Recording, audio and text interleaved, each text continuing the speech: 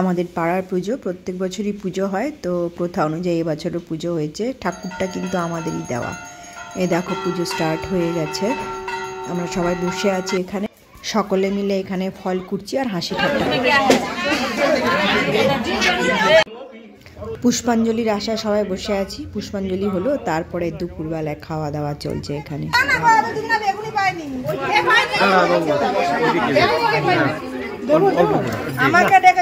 বিকালবেলায় সাংস্কৃতিক অনুষ্ঠান হলো, সেখানে আমার আবৃত্তি পাঠ একটুখানি দিলাম।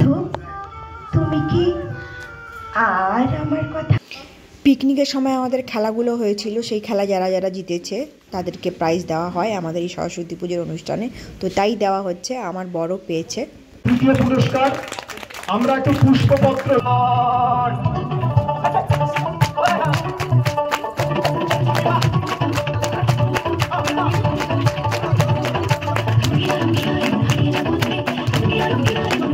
পরের দিন হচ্ছে দধিকর্মা এবং ঠাকুরের বিষয়।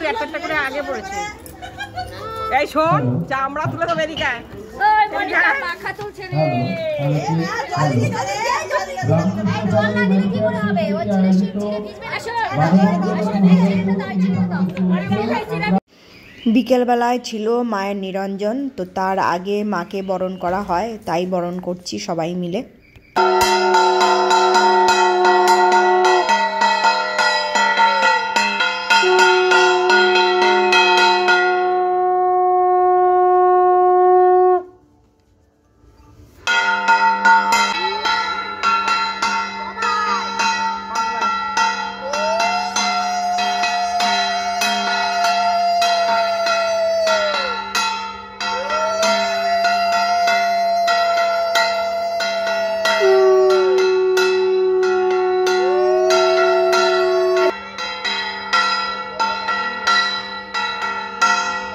তারপর ভাসান ডান্স করতে করতে রাস্তা দিয়ে প্রসেশনে যাওয়া আর ঠাকুর ভাসান।